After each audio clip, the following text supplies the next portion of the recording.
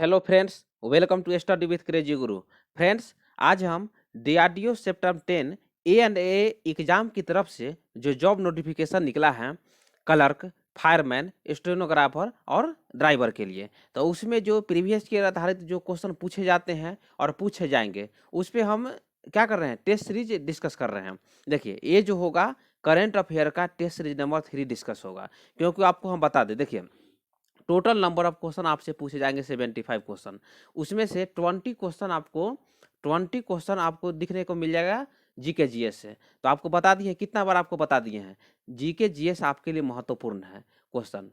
देखिए क्या है, 20 से 30% क्वेश्चन आपको करंट अफेयर से देखने को मिलता है। आप इंडिया का कोई भी एग्जाम दीजिए, स्टेट लेवल हो या सेंट्रल लेवल हो, कोई एग्जाम दीजिए, करंट अफेयर नहीं आए ऐसा हो नहीं सकता है। और आपका सिलेबस में लिखा हुआ है कि करंट अफेयर आपसे पूछे ही जाएंगे।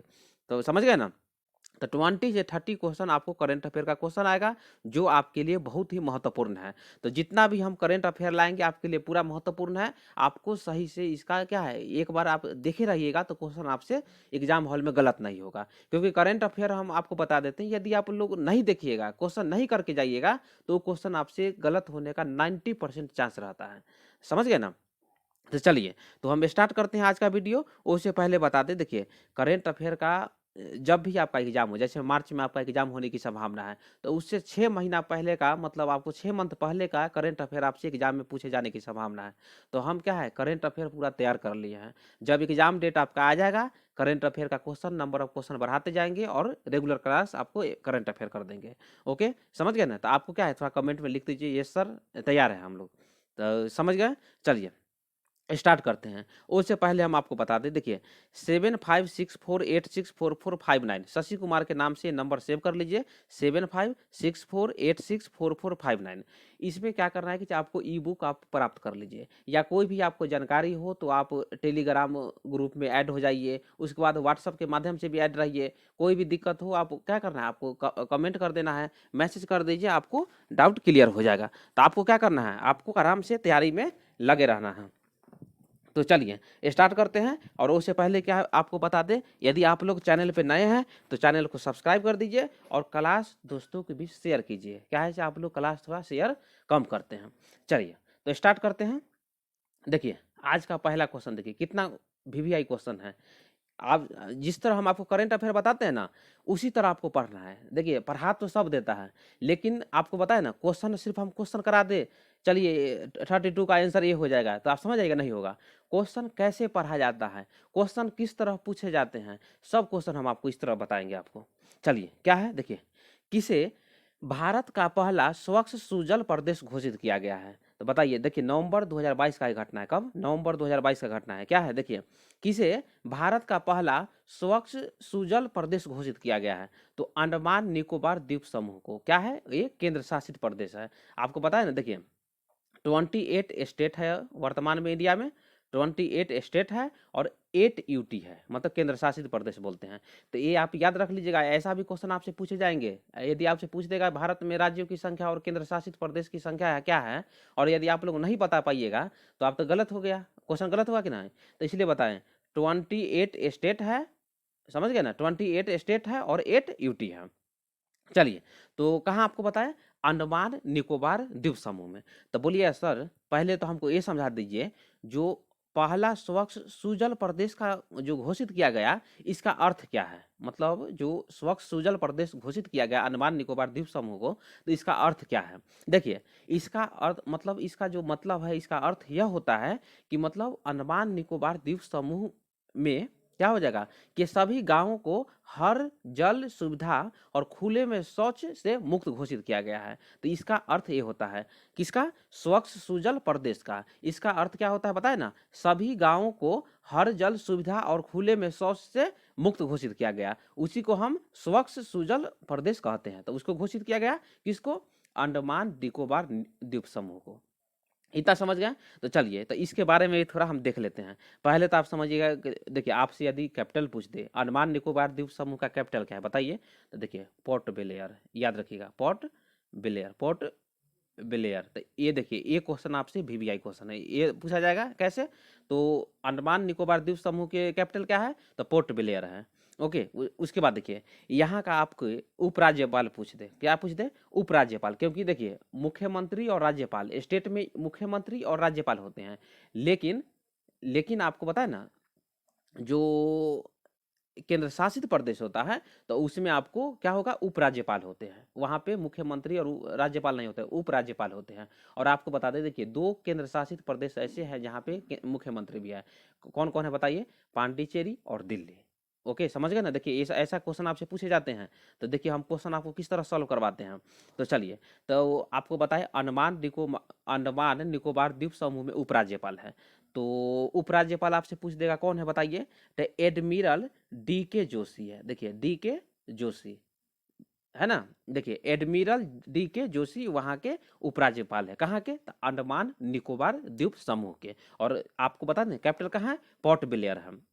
उसके बाद देखिए आपसे एक करंट अफेयर का क्वेश्चन पूछ देगा या स्टैटिक जीके बोलिए। देखिए जारवा जनजाति, ये नोट कर लीजिए, जारवा जनजाति बोलेगा कि जारवा जनजाति का संबंध किस मतलब किस यूटी से है, या किस राज्य या केंद्र शासित प्रदेश से है, तो ऐसा क्वेश्चन आपसे पूछे जाते हैं।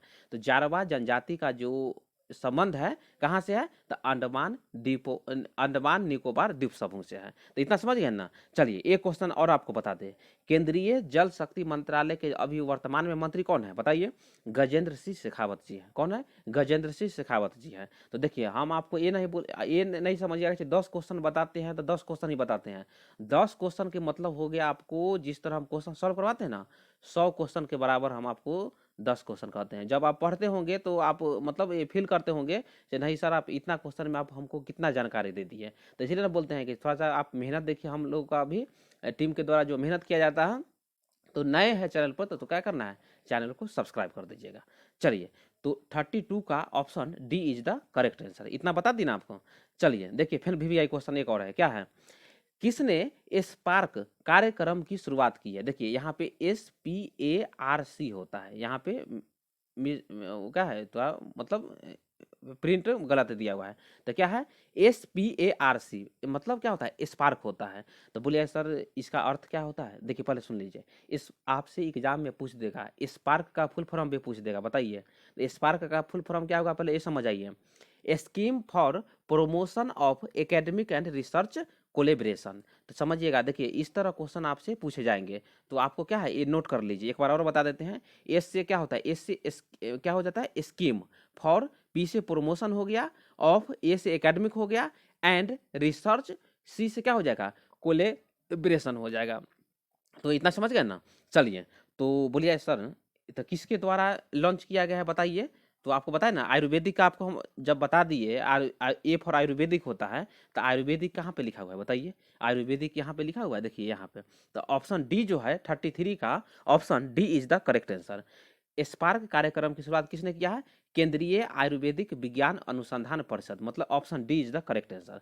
तो बोलिए सर स्पार्क जो कार्यक्रम लाया गया इसका तो कोई लक्ष्य होगा? देखिए आपको लक्ष्य बता देते हैं। देखिए स्पार्क जो स्कीम है उसका जो लक्ष्य है, भारतीय संस्थानों, क्या भारतीय संस्थानों और विश्व के जो सर्वोत्तम सर्वोत्तम संस्थान है उसके बीच अकादमिक एवं अनुसंधान सहयोग को सुगम बनाकर भारत के उच्च शिक्षण संस्थानों में अनुसंधान परिदृश्य को बेहतर बनाना है। जितना हम बताए ना इतना याद रख लीजिएगा। स्पार्क कार्यक्रम के लक्ष्य क्या है? देखिए भारतीय संस्थानों और विश्व के सर्वोत्तम संस्थानों के बीच अकादमिक एवं अनुसंधान सहयोग को सुगम बनाकर भारत के उच्च शिक्षण संस्थानों में अनुसंधान जो परिदृश्य है उसको बेहतर बनाना। किसका कार्य का है? तो ये स्पार्क का कार्यक्रम, मतलब स्पार्क कार्यक्रम इसलिए शुरुआत किया गया था। और किसके द्वारा? भारतीय आयुर्वेदिक विज्ञान अनुसंधान परिषद। देखिए इस तरह क्वेश्चन सॉल्व किए जाते हैं। चलिए देखिए नेक्स्ट क्वेश्चन देखिए, ये भी वीवीआई है, आपसे बुक एंड ऑथर का भी एक क्वेश्चन आपको देखने को मिल जाएगा। देखिए कौन नई पुस्तक द हीरो ऑफ टाइगर हिल के लेखक है? देखिए कौन है बताइए? मेजर योगेंद्र सिंह यादव, मतलब इन्हीं पे एक घटना है और वही मतलब क्या लिखे हैं, एक मतलब बुक लिखे हैं। जैसे देखिए आप ही तैयारी करते हैं, तैयारी करने के बाद होते हैं कि देखते हैं ना कौन कहाँ पे मतलब कौन कहाँ पहुंच जाए, ऊंचा पद पे पहुंच जाए, कोई लोग बता नहीं सकता है। तो जो मेजर योगेंद्र सिंह यादव थे, कोई आईआईटी में गए या कहीं जाते थे तो वहाँ से मतलब जो वो जो जब अपना घटना आपको वो अपना घटना बताए थे टाइगर हिल्स के बारे में, तो वो मतलब प्रेरित हुए। जैसे मैं हम ही पढ़ा रहे हैं तो आप कमेंट लिखिएगा, जैसे हाँ सर आप अच्छा पढ़ाते हैं, तो क्वेश्चन क्या है कि हम लोग भी इसी तरह मेहनत करते रहेंगे, क्वेश्चन अच्छा अच्छा लाएंगे। तो इसी तरह था जो योगेंद्र सिंह यादव थे, वो जैसे कोई कॉलेज हो गए, कोई आईआईटी हो गया, एनआईटी हो गया, कहीं भी जाते थे, तो मतलब जब कहानी बताते थे तो ये मतलब क्या इंस्पायर हो जाते थे कि नहीं स्टूडेंट हमारा कहानी सुनना चाहते हैं। तो क्या है कि देश जब हम किताब लिखेंगे तब ना मतलब क्या होगा, देशभक्ति का भावना जगेगा किसमें, मतलब जो युवाओं में।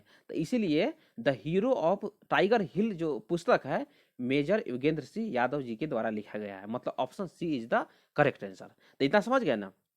चलिए, तो थोड़ा-सा बोलिएगा सर इसके बारे में और थोड़ा बता दीजिए। तो देखिए, क्या है कि जी देखिए, तो जो मेजर योगेंद्र सिंह यादव थे ना, उनका उम्र उस व जब मिशन हुआ था, कौन? टाइगर हिल का जो मिशन चला था, तो उस समय मात्र उम्र कितना था? वो 18 या 18-19 वर्ष था। समझ गए ना? तो देखिए, जो द हीरो ऑफ टाइगर हिल पुस्तक में सबसे कम उम्र में भारत के सर्वोच्च वीरता पुरस्कार कौन-सा है? परमवीर चक्र है। देख लीजिए, कौन है? ये याद रखिएगा, कौन है? परमवीर चक्र है। तो भारत के सर्वोच्च वीरता पुरस्कार परमवीर चक्र से सम्मानित हुआ था किनको? सूबेदार मेजर योगेंद्र सिंह यादव की। तो वो प्रेरणायक जो उनका कहानी है उनको इस पुस्तक में द हीरो ऑफ टाइगर हिल में क्या किया गया है, मतलब संग्रहित किया गया है, उनके द्वारा लिखा गया है। तो समझ गए ना। 34 का option number C is the correct answer. तो देखिए इस तरह हम आपको पूरा कहानी के साथ आपको बता दिए, तो आप मतलब ये चीज़ों को भूल नहीं पाइएगा, एग्जाम में आएगा क्वेश्चन सही कर लीजिएगा। ओके, तो एक एक चीज़ और आपको बता दें, देखिए 33 में आपको ऑप्शन डी बताए थे ना, लेकिन अब इसके जो नीति आयोग है, तो नीति आयोग के बारे में हम पिछला जो लेक्चर है वो उसमें आप लोग पढ़े होंगे। नीति आयोग के बारे में आपको बता दिए थे, 1 जनवरी 2015 का स्थापना हुआ था योजना आयोग के जगह पे।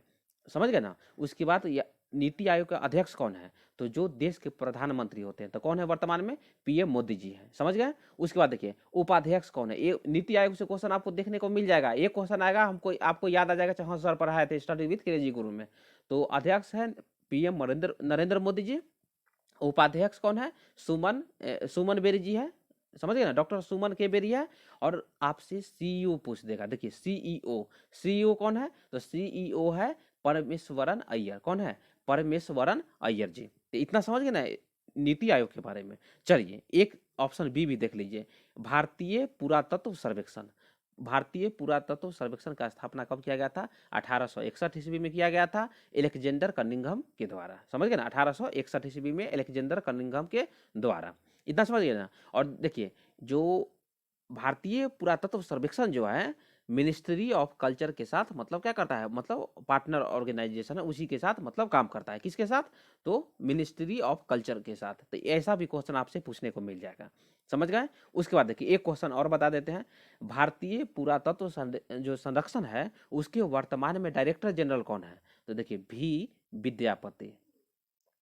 समझ गए ना। भी विद्यावती है, पति नहीं है, वती है।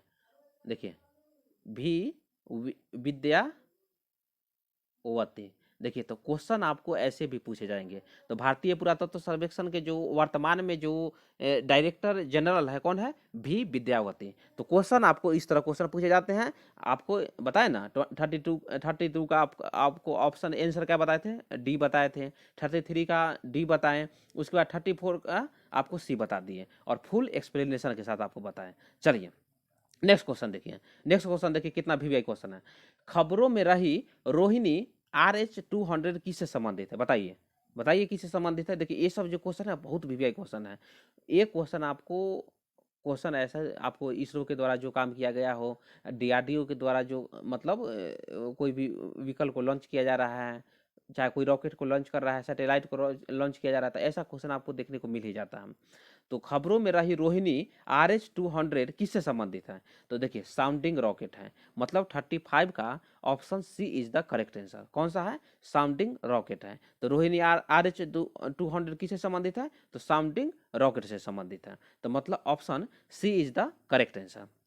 देखिए जो आपको बताया था ना, देखिए रोहिणी RH-200 जो है इसरो की योजना है। किसको? इसरो की योजना है। तो आपको इसरो के बारे में तो बहुत बताया है ना, समझ गए ना, इसरो के बारे में बहुत बताया आपको।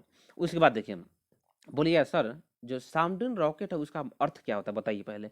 देखिए, साउंडिंग रॉकेट जो होता है, एक या दो चरण के जो ठोस प्रणोदक रॉकेट होते हैं, जिनका यूज जो होता है मतलब ऊपरी एटमॉस्फेरिक एरिया की जांच और अंतरिक्ष अनुसंधान के लिए किया जाता है। समझ गए ना। तो रोहिणी रोहिणी RH-200 में जो किससे संबंधित है, तो साउंडिंग रॉकेट से, मतलब option C is the correct answer. चलिए, तो इसरो के बारे में आपको बताएं, तो थोड़ा सा इसरो के बारे में देख लीजिए, क्योंकि इसरो से भी क्वेश्चन आपको पूछे जाएंगे। किस तरह क्वेश्चन पूछे जाएंगे अभी आपको डाउट क्लियर हो जाएगा। चलिए, स्थापना पूछ देता है। तो कब हुआ था? 15 अगस्त 1969 को। 15 अगस्त 1969 को इसरो की स्थापना हुआ था। समझ गए ना। उसके बाद देखिए, किसके द्वारा स्थापना किया गया था बताइए। तो किसके द्वारा जो संस्थापक सदस्य थे, कौन थे संस्थापक? विक्रम साराभाई। कौन थे? विक्रम साराभाई। चलिए, एक क्वेश्चन और आपसे पूछ देगा, इसरो का हेडक्वार्टर पूछ देगा, कहाँ है? बेंगलुरु में है। देखिए, बेंगलुरु में है हेडक्वार्टर। तो आपको क्या करना है, ये याद रखना है। उसके बाद देखिए, अभी वर्तमान में मतलब प्रेजेंट में अध्यक्ष पूछ देगा, चेयरमैन पूछ देगा, तो कौन है? डॉक्टर एस सोमनाथ है। तो क्या क्वेश्चन इस तरह पूछ जाएंगे? नहीं, आपसे पूछेंगे वर्तमान में इसरो के अध्यक्ष डॉक्टर सोमनाथ जी हैं, तो वो मतलब कितने नंबर के अध्यक्ष हैं? तो देखिए, 10वें नंबर का है। देखिए, AVVI है। 10वें नंबर के अध्यक्ष बने हैं कौन? के सिवान के बाद बने हैं, के सिवान की जगह पे बने हैं डॉक्टर एस सोमनाथ, जो कि 10वें नंबर के हैं। तो याद रखिएगा। उसके बाद देखिए, जो रोहिणी RH-200 जो है ना, रोहिणी RH-200 लॉन्च कहाँ से किया गया था? तो विक्रम साराभाई अंतरिक्ष केंद्र से। विक्रम साराभाई अंतरिक्ष केंद्र से लॉन्च किया गया था। तो 35 का बताए ना, option C is the correct answer. तो क्वेश्चन आपको इतना ज़्यादा क्वेश्चन बता दी ना, बताए थे ना, 10 क्वेश्चन में कम से कम 6 मतलब 100 से ज़्यादा क्वेश्चन हम आपको किस तरह क्वेश्चन पूछे जाने की संभावना है उस तरह बताएंगे। क्वेश्चन कुछ भी पूछे, आप आंसर दे के आइएगा। चलिए, देखिए आज का नेक्स्ट क्वेश्चन है, क्या है देखिए। प्रधानमंत्री नरेंद्र मोदी ने कहां पर दुनिया के पहले CNG टर्मिनल का शिलान्यास किया है? तो कहां पे? देखिए, भावनगर गुजरात में। कहां पे? भावनगर गुजरात में। देखिए, जो दुनिया के पहले CNG टर्मिनल का शिलान्यास किया, याद रखिएगा। तो कहां पे? भावनगर गुजरात में। देखिए, ये जो मतलब टर्मिनल का जो खर्चा बना है, मतलब टर्मिनल बनाने में जो खर्चा बना है, लगा है, 4,000 करोड़ रुपया से ज़्यादा लगा है। 4,000 करोड़ रुपया से अधिक की लागत से मतलब क्या, CNG टर्मिनल का निर्माण किया गया है। समझ गए ना। तो चलिए, गुजरात के बारे में आपको बताते हैं, ये आपको याद रखना है, ये क्वेश्चन आपको देखने को मिल जाएगा। तो भावनगर कहाँ? भावनगर गुजरात में। चलिए, तो आपको बता दें गुजरात का अभी वर्तमान में CM कौन है बताइए। CM कौन है? तो भूपेंद्र भाई पटेल। देखिए, ऐसा क्वेश्चन देखने को मिल जाएगा आपको। और गवर्नर देख लीजिए, गवर्नर कौन है? गवर्नर है कौन बताइए? गवर्नर है आचार्य देवव्रत। चलिए, एक और करंट अफेयर का क्वेश्चन बताते हैं, जो क्वेश्चन पूछे जाते हैं यदि आप कोई भी एग्जाम अभी देने वाले हैं तो आप याद रखिएगा। उत्तराखंड के जो ब्रांड एम्बेसडर अभी वर्तमान में किसको बनाया गया है? प्रसून जोशी को। ये जो है ना क्वेश्चन VVI है, ये देख के जाइएगा। उत्तराखंड के जो वर्तमान में जो मतलब ब्रांड एम्बेसडर बनाए गए हैं, किसको? प्रसून जोशी को। चलिए, तो इतना क्वेश्चन आपको बता दिए। चलिए, तो नेक्स्ट क्वेश्चन देखते हैं। नेक्स्ट क्वेश्चन देखिए, आपसे संस्था के बारे में भी क्वेश्चन देखने को मिल जाता है। संस्था के बारे में क्वेश्चन आपसे क्वेश्चन पूछता है ना। चलिए, तो स्टार्ट करते हैं। क्या है? IMF मतलब इंटरनेशनल मॉनेटरी फंड, अंतर्राष्ट्रीय मुद्रा कोष, जानते हैं ना, की स्थापना कब हुई थी बताइए, कब हुई थी स्थापना? देखिए, 1945 और 1945 में भी आपको कंफ्यूज हो जाएगा। देखिए, तो आपको क्या है आंसर, 1945 करना है। क्या? 1945 में स्थापना किया गया था। तो मतलब option D is the correct answer होगा। ओके। देखिए, तो IMF का फुल फॉर्म आपको बता दी ना, IMF का फुल फॉर्म क्या होता है? International monetary fund. उसके बाद देखिए, इसका हेड क्वार्टर देखने को मिल जाएगा। हेड क्वार्टर कहाँ है? Washington DC। वाशिंगटन DC कहाँ है बताइए? वाशिंगटन DC संयुक्त राज्य अमेरिका, मतलब USA बोलते हैं ना। तो IMF की स्थापना कब हुआ था? 1945। इसका जो हेड क्वार्टर है, हेड क्वार्टर कहाँ है? वाशिंगटन DC में है। चलिए, IMF में 190 देश शामिल है, याद रखिएगा। देखिए, ये सब क्वेश्चन, ऐसे क्वेश्चन आपको देखने को मिल जाएगा। तो IMF में कितने देश शामिल है? 190 देश शामिल है। समझ गए ना। उसके बाद देखिए, बोलिए सर IMF क्या है? देखिए, IMF जो है संयुक्त राष्ट्र मतलब संयुक्त राष्ट्र की एक वित्तीय एजेंसी है। चलिए एक क्वेश्चन और आपसे पूछ देगा, देखिए आईएमएफ है ना, आईएमएफ, आईएमएफ का वर्तमान में अध्यक्ष पूछ देगा कौन है बताइए, तो कौन सा है, क्रिस्टलिना जॉर्जीवा, क्रिस्टलिना देखिए जॉर्जीवा। तो ये आपको याद रखना है। आईएमएफ का स्थापना 1945, हेडक्वार्टर वाशिंगटन डीसी, और जो मतलब अध्यक्ष है क्रिस्टलिना जॉर्जीवा है। तो 39 का आपको option D is the correct answer, बता दिए थे। चलिए नेक्स्ट क्वेश्चन देखिए, नेक्स्ट क्वेश्चन क्या है, देखिए एक क्वेश्चन भी आपको देखने को मिल जाएगा, क्या है, थीम आधारित करेंसी नोट के संबंध में नई नीति के अनुसार 200 रुपए के नोट पर छपा फिल इन द ब्लैंक्स है भारत की सांस्कृतिक विरासत का प्रतीक है। बताइए, देखिए ये बहुत भी क्वेश्चन है। सांची स्तूप कौन है, सांची स्तूप। तो आपको हम देखिए 10 का भी नोट पे बताएंगे, 20 का भी नोट पे बताएंगे, 50, 200, 500 और मतलब 2000 के नोट पे भी बताएंगे, क्योंकि क्वेश्चन आपको देखने को ये क्वेश्चन आपको मिल जाता है ऐसा क्वेश्चन। तो 200 के नोट पे किसका है, सांची के स्तूप का। तो देखिए आपको बताए थे ना 200 के नोट पे किसका है, तो सांची के स्तूप का है। तो बोलिए सर सांची कहाँ पे है, आप जानते नहीं सांची, देखिए सांची स्तूप जो है मध्य प्रदेश में है। कहाँ पे, मध्य प्रदेश में है। कहाँ पे है, तो सांची एक जगह का नाम है, स्टेशन भी है सांची, तो सांची में है। और कौन सा जिला आता है बताइए, तो मध्य प्रदेश का रायसेन जिला में आता है, याद रखिएगा, मध्य प्रदेश के रायसेन जिला में आता है, भोपाल से मतलब सटा हुआ ही है, याद रखिएगा। तो मध्य प्रदेश के रायसेन जिला में आता है। और बताइए एशिया का बड़ा तालाब के बारे में जानते हैं, राजा भोज नाम दिया गया है, वो भोपाल में है, याद रखिएगा। तो क्वेश्चन ऐसा भी पूछा जाता है। तो 200 के नोट पे सांची का स्तूप है, जो कि कहाँ पे है, जो रायसेन जिला में है। कहाँ पे, रायसेन जिला में है।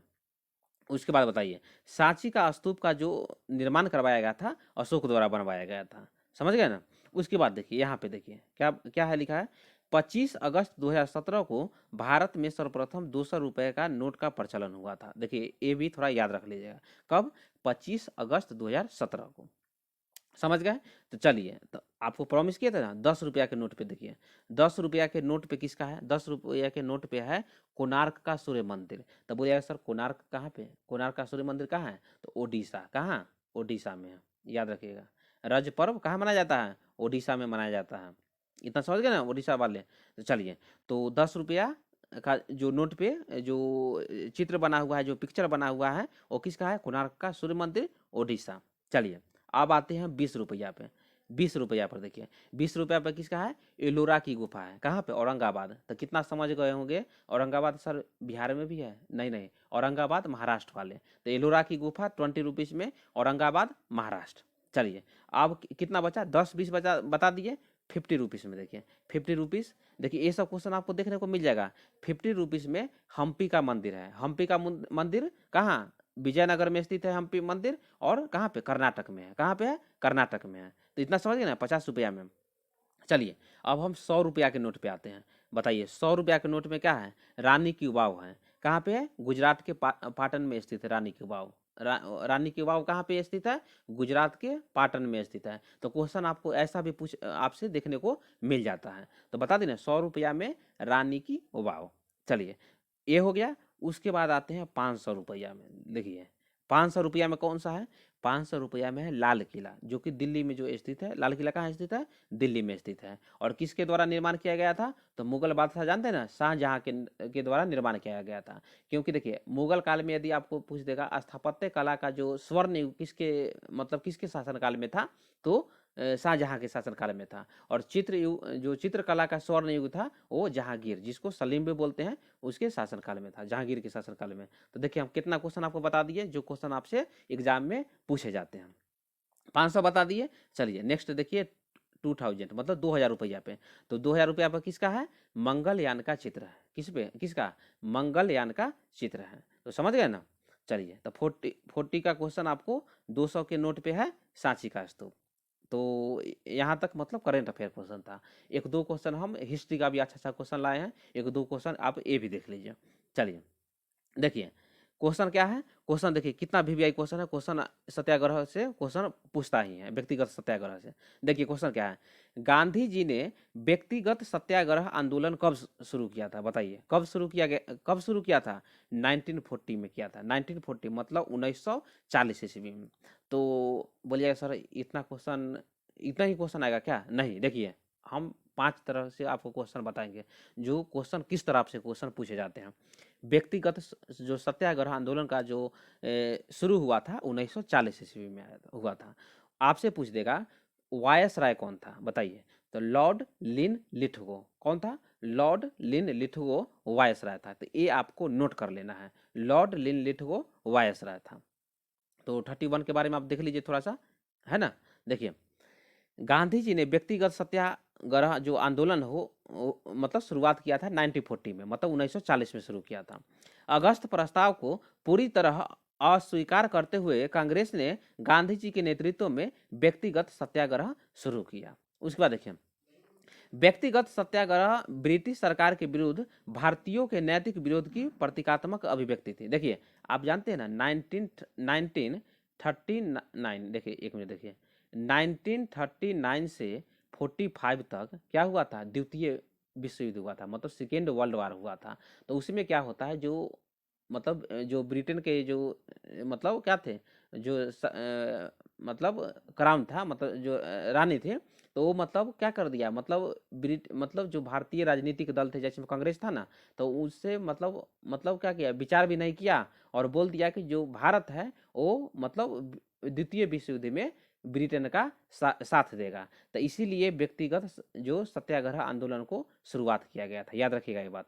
उसके बाद देखिए तो 3 क्वेश्चन, 3 पॉइंट आपको बताते हैं, 3 क्वेश्चन आपसे पूछा जाएगा।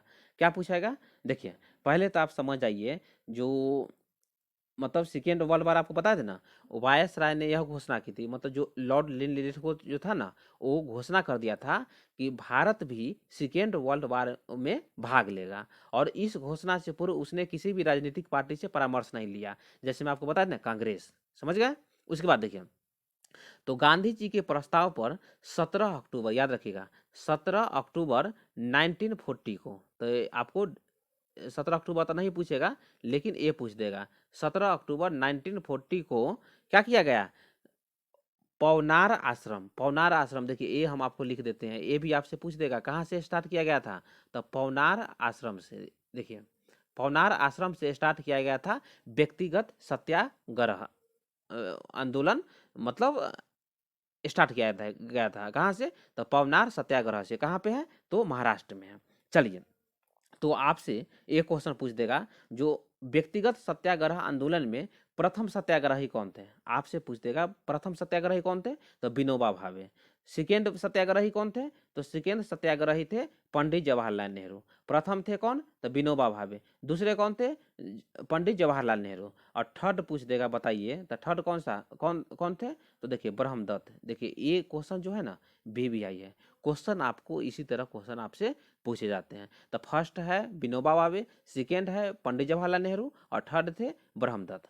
तो समझ गए, तो इतना हम आपको बता दिए। उसके बाद देखिए विनोबा भावे द्वारा गांधी जी के आदर्शों के प्रचार के लिए सर्वोदय समाज की स्थापना की गई थी। देखिए ये भी वीवीआई है, सर्वोदय समाज की स्थापना की गई थी। चलिए तो 31 का आपको क्या बताया, option A is the correct answer. तो इतना समझ गए ना, व्यक्तिगत सत्याग्रह आंदोलन का शुरुआत क्यों किया गया था, पूरा हम हिस्ट्री बता दिए। और वायसराय कौन था, लॉर्ड लिन लिथगो था।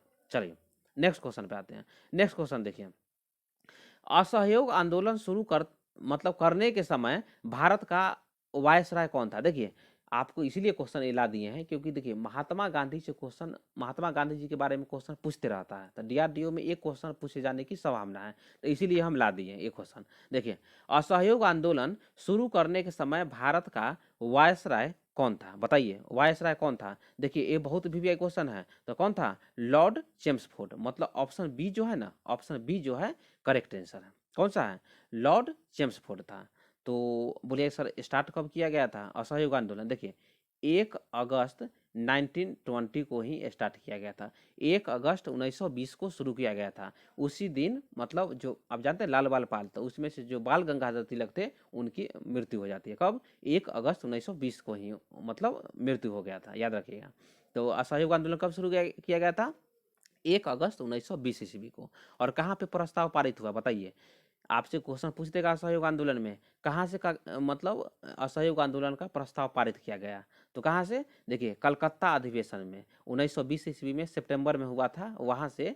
देखिए कहाँ, कौन सा अधिवेशन पूछ देगा, तो कांग्रेस के कलकत्ता अधिवेशन में, कांग्रेस के कलकत्ता अधिवेशन से मतलब प्रस्ताव को पारित किया गया, याद रखिएगा। उसके बाद देखिए, चलिए इसके बारे में देख लेते हैं। उसके बाद देखिए, आपसे पूछा था वायसराय कौन थे, तो वायसराय कौन था? लॉर्ड चेम्सफोर्ड था। चलिए इसके बारे में देख लेते हैं। लॉर्ड चेम्सफोर्ड जो थे, देखिए 1916 से 21 तक शासन करता है, मतलब 5 साल वायसराय रहता है। कौन रहता है? वायसराय रहता है भारत का। उसके समय जो महत्वपूर्ण घटना हुआ था कौन कौन है? जालियांवाला बाग हत्याकांड हुआ था, रॉलेट एक्ट आया था, और असहयोग आंदोलन 1 अगस्त 1920 को हुआ था। ओके, उसके बाद देखिए, आपको बताया था 1922 ईस्वी तक खिलाफत आंदोलन भी चला था, खिलाफत आंदोलन भी चला था। तो वायसराय कौन था? लॉर्ड चेम्सफोर्ड था। इतना समझ गए? तो चलिए, तो बोलिए सर थोड़ा सा और बता दीजिए। देखिए असहयोग आंदोलन जब शुरू था 1 अगस्त 1920 को हुआ था, तो एक घटना है कब? देखिए 5 फरवरी 1922 का। देखिए ऐसा क्वेश्चन पूछा जाता है। 5 फरवरी 1922 ईस्वी को गोरखपुर में देवरिया के पास से एक चौरी चौरा मतलब जगह है। क्या है? चौरी चौरा जगह है। तो वहाँ पे मतलब कुछ मतलब जो लोगों के द्वारा पुलिस स्टेशन में आग लगा दिया जाता है। तो उससे क्या होता है कि जो मतलब कुछ पुलिस वालों की मतलब मृत्यु हो जाती है। तो इससे क्या होता है, 5 फरवरी 1922 को ये घटना हुआ था। उसके बाद 12 फरवरी 1922 को, देखिए 12 फरवरी 1922 को महात्मा गांधी, 1922 है ना लिखा हुआ, देखिए 12 फरवरी है ना, 12 फरवरी 1922 को महात्मा गांधी असहयोग आंदोलन को वापस ले लेते हैं। तो देखिए जब असहयोग आंदोलन को वापस ले लिए, तो जो पंडित मोतीलाल नेहरू थे वो क्या बोले, उसके बाद बोस क्या, जो सुभाष चंद्र बोस थे वो क्या बोले। तो देखिए हम आपको जब अभी मध्यकालीन भारत का इतिहास पढ़ा रहे हैं, तो वहाँ से भी जाकर आप देख लीजिए, कथन वाले भी बताए हैं, और किस तरह आपको हिस्ट्री पढ़ना है, कैसे याद रखना है, आप एक बार पढ़िएगा आपको याद हो जाएगा। तो उसी तरह हम मॉडर्न हिस्ट्री पढ़ाएंगे ना, सब बताएंगे। लेकिन बोस जी ने क्या कहा था असहयोग आंदोलन को स्थगित करने पर, ये एक बार हम आपको बता देते हैं। देखिए बोस जी बोले थे, ठीक इस समय जबकि जनता का उत्साह जो था चरमोत्कर्ष पर था, वापस लौटने का आदेश देना राष्ट्रीय दुर्भाग्य से कम नहीं है। किन को कहा था? तो महात्मा गांधी को कहा था। तो मतलब सुभाष चंद्र बोस मतलब जो थे असहयोग आंदोलन को मतलब क्या वापस लेना नहीं चाहते थे। तो समझ गए ना? तो 37 का option B is the correct answer. तो चलिए फ्रेंड्स, यहीं पे जो करंट अफेयर का क्लास से खत्म हो जाता है। आपको पूरा करंट अफेयर बता दिए, उसके बाद 2 क्वेश्चन महात्मा गांधी के बारे में बता दिए, क्योंकि क्वेश्चन एक पूछे जाने की संभावना है। तो यदि आपको वीडियो अच्छा लगा तो चैनल को सब्सक्राइब कर दीजिए और ई बुक आप प्राप्त कर लीजिए। क्योंकि देखिए रीजनिंग हो गया, एप्टीट्यूड हो गया, जनरल इंग्लिश हो गया, जब तक आप क्वेश्चन खुद से प्रैक्टिस नहीं कीजिएगा तब तक कैसे आप मतलब कैसे आप सॉल्व कर सकते हैं। तो बहुत सारे स्टूडेंट जो है ई बुक का मतलब ई बुक का PDF ले लिए हैं, और मतलब तैयारी बेहतर स्टार्ट कर दिए हैं। तो आप लोग भी स्टार्ट कर दीजिए, क्योंकि एग्ज़ाम जो है मार्च में एग्ज़ाम ले ही लेगा। तो फिर हम आपसे अगला वीडियो में मिलते हैं। Thank you.